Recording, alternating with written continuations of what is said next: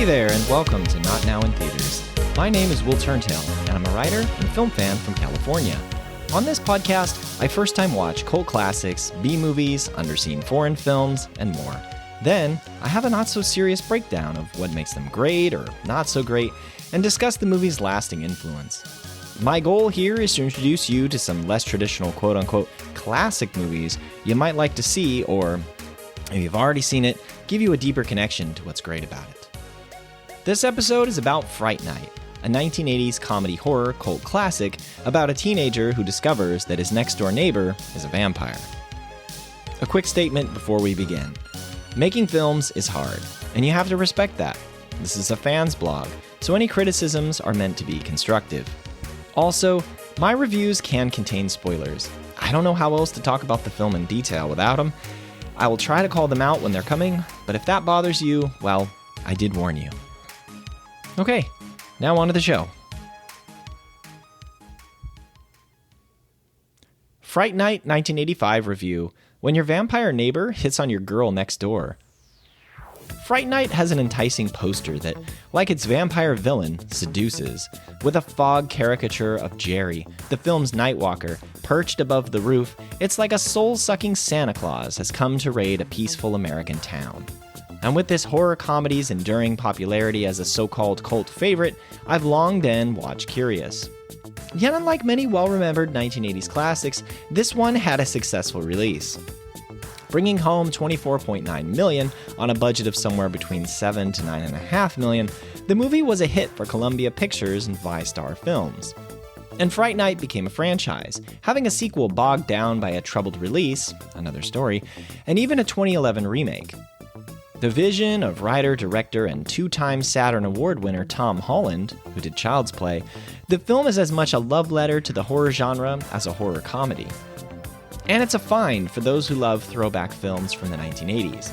This piece is so of its decade, the protagonist's mom offers her teenage son a Valium to calm down. So is Fright Night a good movie? The plot of Fright Night. When horror movie fan Charley Brewster suspects his new neighbor Jerry Dandrige is a vampire responsible for recent murders in town, nobody will believe him. Not even the police. And with Jerry threatening to kill Charley to keep his identity a secret, Charley seeks out past his prime horror TV host Peter Vincent for help. Can Charley convince Mr. Vincent, his girlfriend Amy, and his friend Evil Ed of Jerry's vampirism before it's too late? And just to walk you through the cast of this movie, Charley Brewster is played by William Ragsdale, Jerry Dandrige is played by Chris Sarandon, Peter Vincent is played by Roddy McDowall, Amy is played by Amanda Bearse, and Evil Ed is played by Stephen Geoffreys. And you can read the rest of the main cast in the transcript. I guess I should also mention Jonathan Stark as Billy Cole, who is Jerry Dandridge's right-hand man, you might say. And if you'd like to see a trailer, you can do that with the link here in the transcript over to YouTube on Eureka Entertainment. Now that you know the plot, let's talk about what's great about Fright Night. Let's call the first good thing goof that wins. Chris Sarandon, the actor who played villain Jerry Dandrige, was spot on in saying, quote, "It was clear that the writer-director's approach to it was one of wanting to have fun with the genre without making fun of it. Despite the film's horrors, it breezes by on a good-natured, campy tone. We feel danger, but know, deep down, this will probably end well for our heroes. The acting wins, more on that later, partly because the tone gives the performances freedom to breathe and deliver some silly lines, especially the cackling sidekick, quote, Evil Ed. And the film's events rely on this levity, so we stay with the movie. For example, the rest of Charley's block doesn't notice the giant doom spirals of eerie fog rolling off the new neighbor's roof. I have a link to this at this portion of the transcript if you want to see it. But I'll describe it for you anyhow. I mean, seriously, it's like there's a steam factory inside the house, the moisture escaping from the chimney or any open crevice. I love fog machines because I don't think that technology has changed, but adds so much to horror films. Another little example, Charley's mom is oblivious to her son's discussion about sex a few feet away from her, and sleeps through her son's tussle with a vampire in his bedroom a few feet down the hall. It's a loud battle, but she doesn't hear a thing. Those go-with-it vibes help you see all this as charming moments, not plot accidents or holes. So, plus 2 points for the likable goof factor here. Next up, let's talk about the heartwarming, or you might say heart-cooling, characters. Thanks to Holland's writing and kick-ass performances, the film has strong characters who draw you into the film.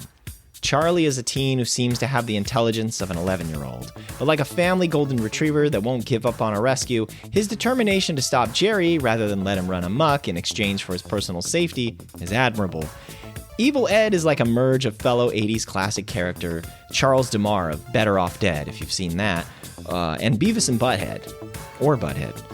He's Charley's friend, but he is just as likely to ridicule him at his lowest moment as he is to advise him on handling his undead enemy.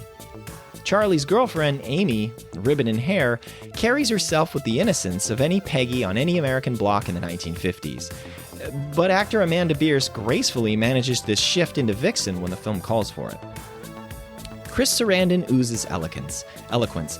He elevates the undead vampire into a creature of seduction who might just be very lonely when you think about it. It was actor Chris Sarandon's idea for Amy to bear a resemblance to Jerry's long-lost love from perhaps his human era. It's a nice, subtle touch to say there's still something of a humanity somewhere in there. Then there's Roddy McDowall's Peter Vincent, somewhat a reincarnation of the Cowardly Lion from The Wizard of Oz. Failing as an aging actor and a has-been, if he ever was, it's a joy to watch Peter find the courage to actually confront evil, yet do it with his old-fashioned, hammy stage props from vintage horror films. McDowall makes us pity Mr. Vincent just enough to care about him, yet not enough to make us think he's downright pathetic. So 5 points for the characters. And if you would like to see a clip of Jerry attacking Charley in his bedroom, you can do that with the link here in the transcript over to Rotten Tomatoes Movie Clips on YouTube. Next up, let's talk about dancing that dance of evil. Among many standout moments of nifty cinematography or clever writing, the film's strongest scene is the seductive dance and battle over Amy in the club. As Jerry enters the venue, we enjoy the camera work and editing as he slips seamlessly among the crowd, stalking Amy with provocative intent.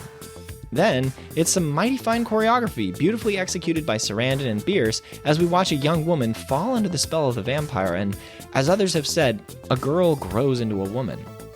Hypnotized by Jerry, we can see Amy awake and resisting at moments, playing along and giving in at others. So plus 2 points for the dancing. And if you'd like to see a part of this scene, there's a link in this portion of the transcript over to Rotten Tomatoes Movie Clips on YouTube. Next good thing about Fright Night is what I would call that third story element. 3 is a crowd, except here. To paraphrase, writer-director Tom Holland has said that he loved the setup of a teen discovering a vampire next door, but couldn't find what would make the film compelling. Then, when he realized the kid was going to go to his local horror TV host for help, the whole story came together and the writing was easy.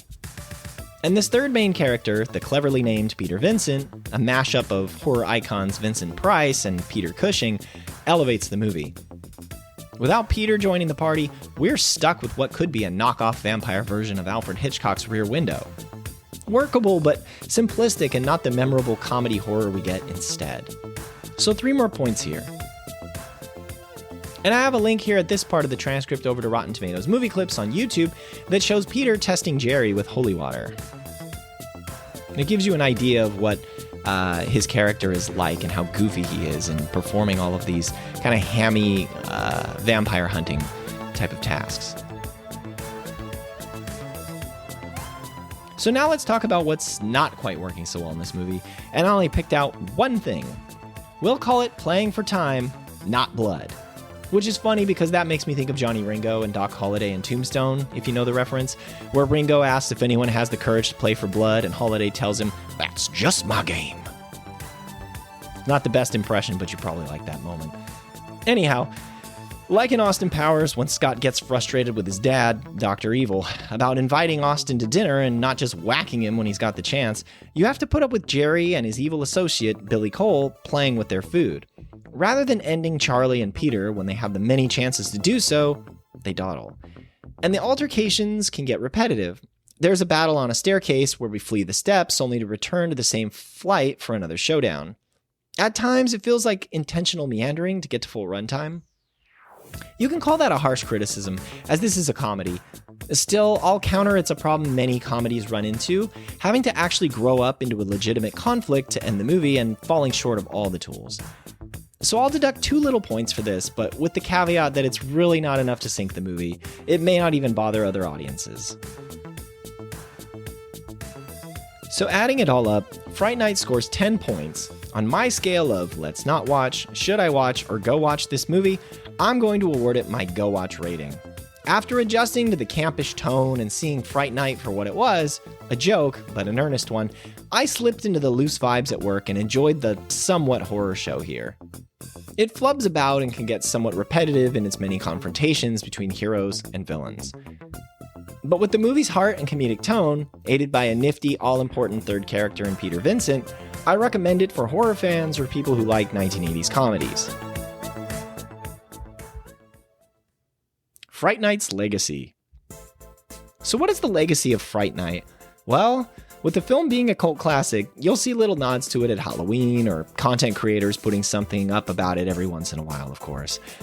I'm not a film historian, but you may argue that Chris Sarandon's performance and the character of Jerry Dandrige showed how vampires could be hip and subtle instead of the gothic Dracula and Nosferatu types in the decades before.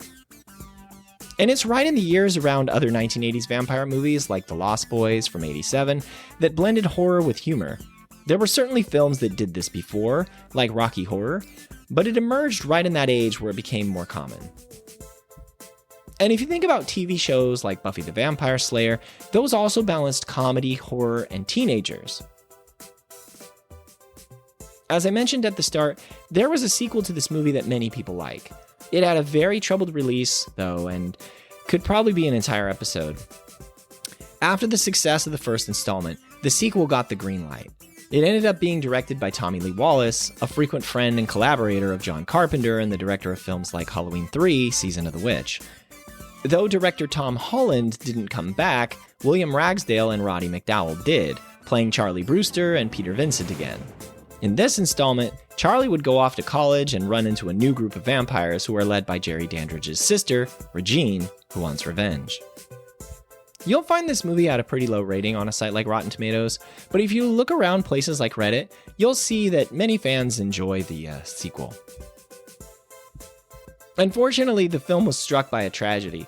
Roddy McDowall set a meeting with Coralco Pictures chairman Jose Menendez to bring Tom Holland back to the Now franchise. But before they could talk about more movies, Menendez and his wife were killed by their sons, Lyle and Eric. If you don't know the 1989 story of the Menendez brothers, it's a pretty famous true crime story. I was a kid at the time, but I remember my mom watching things about it on the news. So this tragic event stopped any new sequels and botched the release of Part 2. It had a limited theatrical distribution and then got dumped on a home video. In 2011, a remake came out with Colin Farrell as vampire Jerry Dandrige, Anton Yelchin as Charley Brewster, and David Tennant as Peter Vincent. It brought in $41 million against a $30 million budget. So you never know how much marketing was spent and things, but I would imagine this means it was a mild success once video on demand and Blu-ray is in there.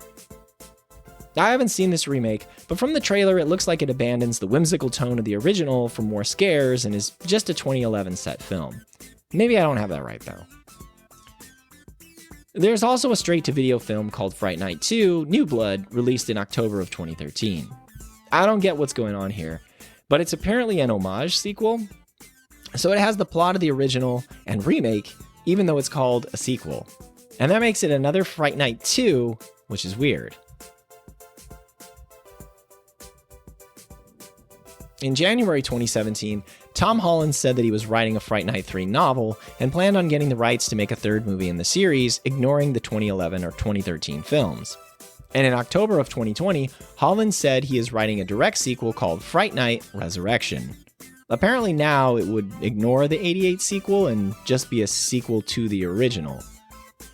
And if you're having trouble following the timeline of all these sequels I'm mentioning, I'm with you. Anyhow, I couldn't find where these new Tom Holland film projects are now, and maybe a fan who listens to this can chime in with more. As for more Tom Holland, he's written and directed tons of horror stuff you might know. He wrote Class of 1984, which is a weird cult movie that I've enjoyed that almost predicted teen violence in schools. He also is the writer of Psycho 2, which many love and I actually haven't seen yet. And he would go on after Fright Night to make some more films, including the famous Child's Play with that evil doll, Chucky. And he made the adaptation for Stephen King's Thinner, which I feel is getting some traction as an overlooked gem on the internet these days. Holland also did some well-known TV stuff, like directing on Tales from the Crypt, The Masters of Horror, and another Stephen King adaptation, the TV miniseries for The Langoliers. So yeah, Tom Holland is a legend, and in any interview I've watched with him, he seems to love engaging with fans and being humble. I watched an interview with Chris Sarandon, and he comes across as a ridiculously considerate man. He looks amazing even though he's 82 at time of writing, so maybe he really is a vampire. Sarandon, of course, was Prince Humperdinck in The Princess Bride, the detective in Child's Play, and voiced Jack Skellington in The Nightmare Before Christmas.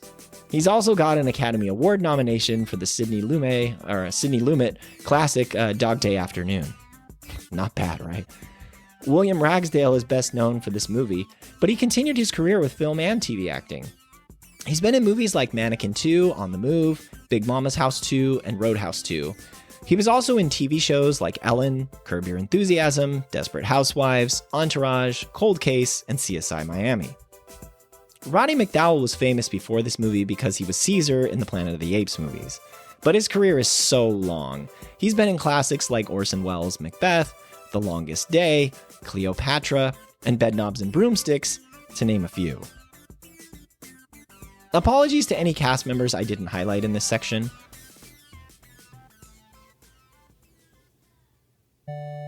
Well, that's all I got. Thank you so much for listening. I hope I persuaded you to check Fright Night out, or if you've already seen it, brought you a better appreciation for it. And if you liked this episode, would you please leave me a review on your favorite podcast platform? I would appreciate your taking 1 minute or two to share your thoughts on my podcast. And if you've seen it, what do you think of Fright Night? Do you find it as charming as I do? You can reach out and let me know on Blue Sky using the link in the transcript. You'll find me as Will Turntail, and it is at not-ni-theaters.bsky.social. This podcast episode is a production copyright of Overegged Media, LLC, located in Sacramento, California. Reference photos linked in the transcript are copyrighted by the Internet Movie Database. This review's factual information was gathered through online sources like Wikipedia, IMDb, or interviews. Misrepresentations and errors are possible, but unintentional. Introduction music, Neon Laser Horizon by Kevin MacLeod of Incompetech.com, licensed under Creative Commons by Attribution 4.0 license. Exit music, Voxel Revolution by Kevin MacLeod of Incompetech.com, licensed under Creative Commons by Attribution 4.0 license. Additional music, Newer Wave and Aerosol of My Love by Kevin MacLeod of Incompetech.com, licensed under Creative Commons by Attribution 4.0 license. Goodbye for now.